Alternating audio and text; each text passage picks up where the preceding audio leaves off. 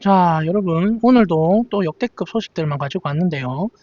미리 말씀드리지만 오늘 영상은 끝까지 보셔야 돈 버는 기회를 잡으실 수 있어요. 드디어 기다리고 기다리던 일론 머스크의 스페이스X 상장, 그리고 여기에 테슬라 로봇 옵티머스의 양산 소식, 그리고 우리의 계좌를 두둑하게 해줄 산타랠리의 신호탄인 금리 인하 이야기까지 싹 정리했는데요. 영상이 평소보다 조금 더 길 수도 있어요. 이게 다 내 투자를 위한 알짜배기 시간이다 라고 생각하며 들어주세요. 바로 시작해 볼게요.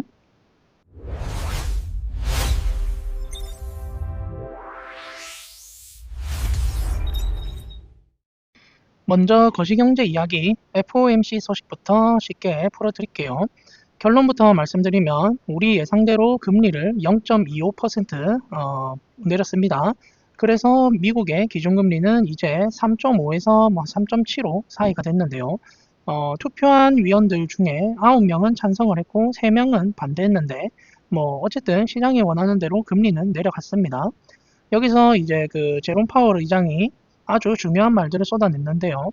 파월 의장은 지금 금리 수준이 중립 수준에 가깝다고 말했어요. 주식 그 초보자분들을 위해 설명해 드리면 중립 금리라는 건 경기를 너무 뜨겁게 과열시키지도 않고 그렇다고 너무 차갑게 식히지도 않는 딱 균형 잡힌 상태를 말해요. 즉 파월 의장의 말은 이제 더 이상 무리하게 긴축해서 시장을 쪼일 필요가 없다. 그런 뜻으로 해석할 수 있습니다. 아주 좋은 신호입니다. 그리고 파월 의장은 현 시점에서 아무도 금리 인상을 걱정하지 않을 거다라고 못을 박았어요. 시장에 안도감을 주는 발언이고요.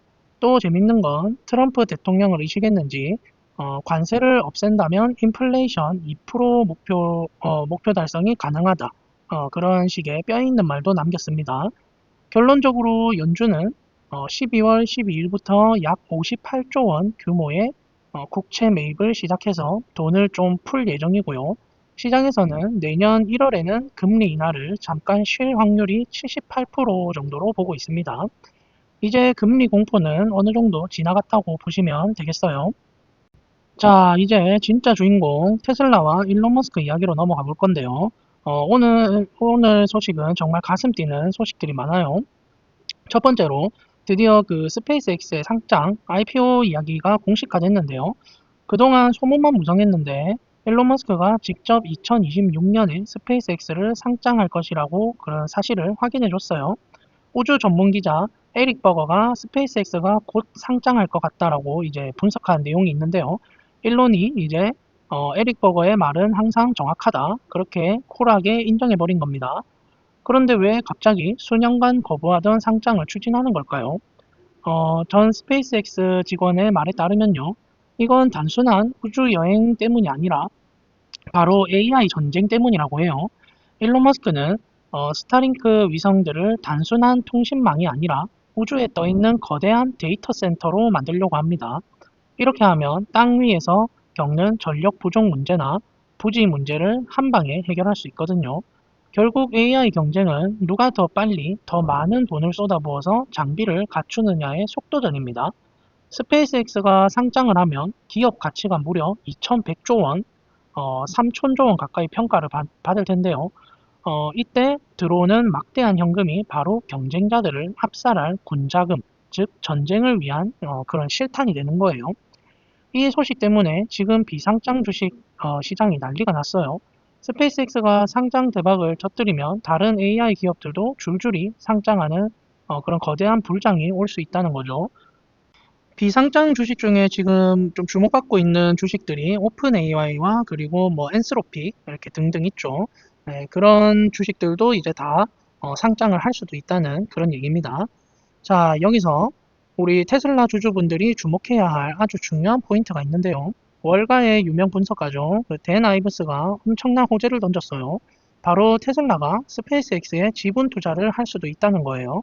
댄 아이브스는 테슬라가 투자를 안 하면 오히려 그게 더 충격적일 거라고 말을 했는데요. 이게 왜 대박 소식이냐면요. 스페이스X는 아직 비상장 회사라 우리 같은 개인들이 주식을 사고 싶어도 못 사죠. 근데 테슬라가 스페이스X 주식을 사게 되면요. 우리는 테슬라 주식만 들고 있어도 자동으로 스페이스X에 투자하는 효과를 누리게 되는 겁니다. 댄 아이브스는 이런 시너지까지 포함해서 테슬라 목표 주가를 $600로 불렀고요. 테슬라와 스페이스X가 기술도 공유하고 인력도 공유하는 진정한 머스크 유니버스가 완성되는 겁니다. 물론 확정 난 건 전혀 없지만요. 일단은 영향력 있는 그 애널리스트 댄 아이브스가 이런 말을 했다는 거는 또 안 짚고 넘어갈 순 없겠죠.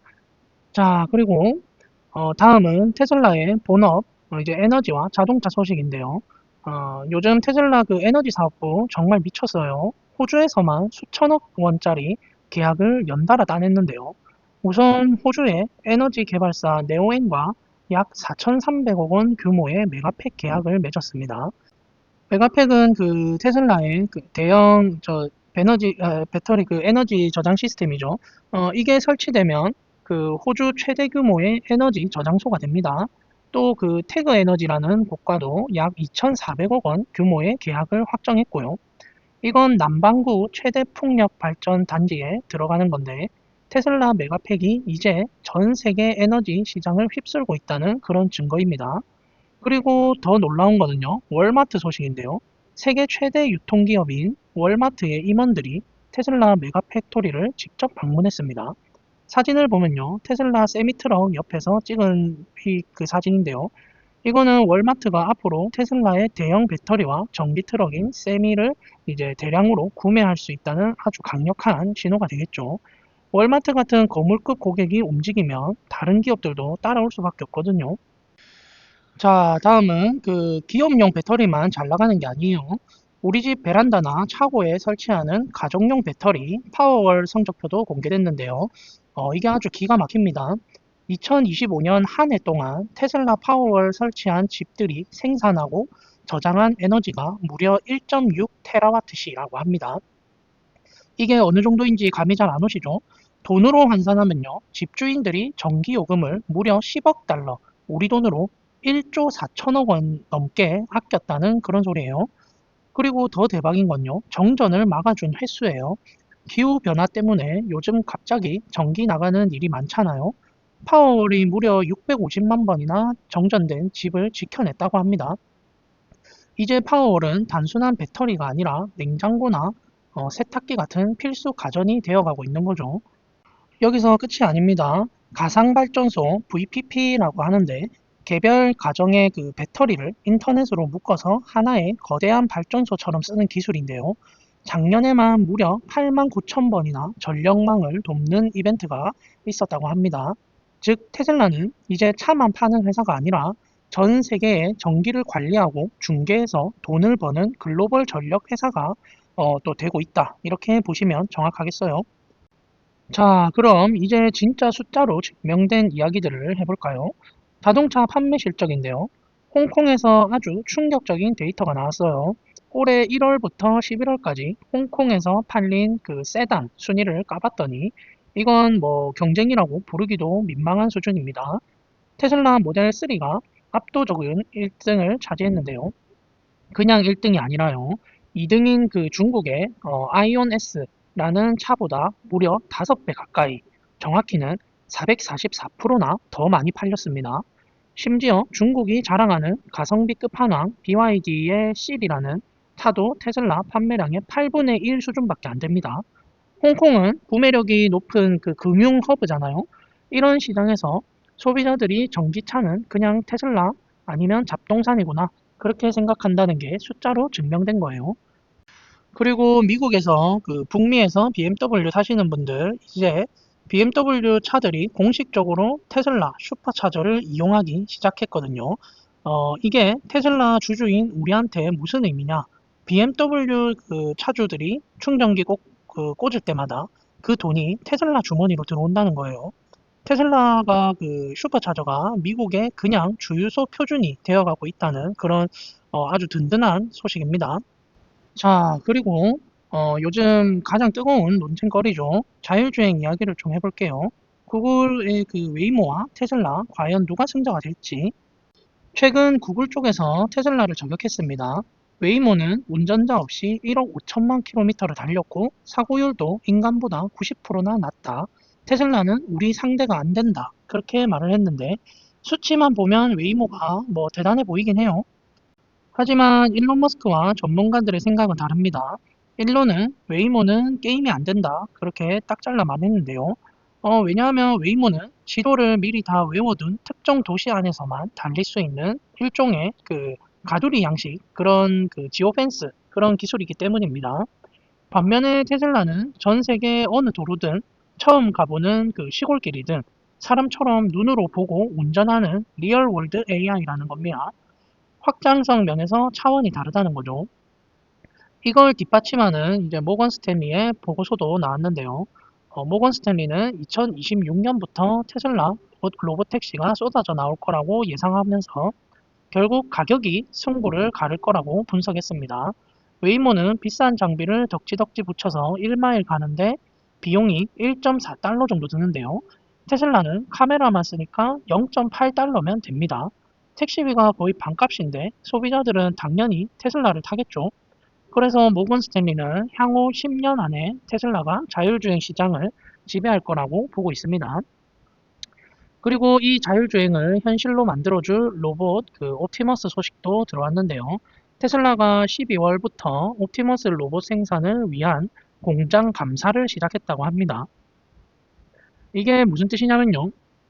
이제 연구실에서 그 로봇 만드는 단계는 끝났고 공장에서 수만 대씩 찍어내기 위해 부품 업체들을 점검하고 있다는 거예요. 이 감사가 끝나면 곧바로 부품 발주가 나갈 거고요. 내년에는 진짜로 우리 곁에 옵티머스가 등장할 가능성이 매우 높아졌다고 보시면 되겠어요. 자, 그리고요. 오늘 여러분이 놓치면 안 되는 또 중요한 빅뉴스인데요. 그 테슬라 뉴스는 아니고요.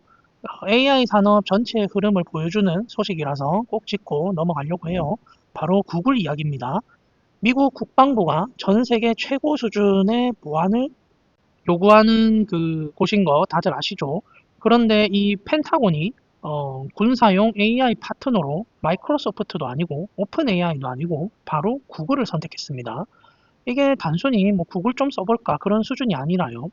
미 국방부 인력 300만 명 전체가 사용할 공식 AI 시스템, 이름하여 GenAI.me를 만드는데 여기에 구글의 제미나이가 들어갑니다. 왜 구글이었을까요? 바로 보안 때문이에요. 군사 기밀을 다루는 그 아주 까다로운 보안 기준을 구글이 충족시켰기 때문이에요. 처음에는 문서 요약이나 행정 업무부터 시작하겠지만 목표는 미국 조직 전체를 AI 중심으로 바꾸는 겁니다. 투자자 관점에서 이게 진짜 무서운 이유는요. 구글이 이제 단순한 검색 엔진 회사가 아니라는 거죠. 미국 정부와 군대라는 거대한 조직의 AI 운영 체제 자리를 꿰찼다는 겁니다. 이렇게 되면 앞으로 다른 정부 기관이나 대기업들도 국방부도 구글을 쓴다는데 우리도 써야겠네 하면서 또 따라올 가능성이 매우 높아요. 즉 구글이 B2B 또 B2G 시장에서 엄청난 돈을 쓸어 담을 수 있는 변곡점이 바로 오늘이라는 그런 얘기예요. 지금 제가 그 투자하고 있는 종목 중에서도 이번에 구글이 많이 떨어졌을 때 또 비중을 늘렸고 저는 뭐 테슬라, 엔비디아, 그리고 구글, 그리고 팔란티어 이렇게 네 개를 주력으로 가지고 있거든요. 그 중에서 단연 테슬라가 물론 비중이 가장 높고 그리고 구글도 지금 비중을 조금 늘려가는 중이긴 합니다. 자, 여러분들도 그 포트폴리오 조정 한번 쭉 해보시면 좋을 것 같고요. 오늘 소식이 정말 많았죠. 간단하게 조금만 정리를 해드릴게요. 미국은 금리를 내리고 돈을 풀 준비를 마쳤습니다. 일론 머스크는 스페이스 X 상장이라는 핵폭탄급 호재를 터뜨려서 자금을 확보하고 그걸로 AI 전쟁을 끝낼 준비를 하고 있고요. 테슬라의 본업인 전기차와 또 에너지 사업은 홍콩과 호주에서 보셨듯이 이미 시장을 지배하고 있습니다. 여기에 로봇 옵티머스 양상까지 코앞으로 다가왔고요. 모든 지표가 한 방향을 가리키고 있습니다. 시장의 유동성은 풀리고 기업의 펀더멘탈은 강력해지고 있습니다. 산타랠리는 뭐 이미 시작됐는지도 모르고요. 연말 테슬라 주가 500달러 그리고 다가올 2026년의 대폭 등장.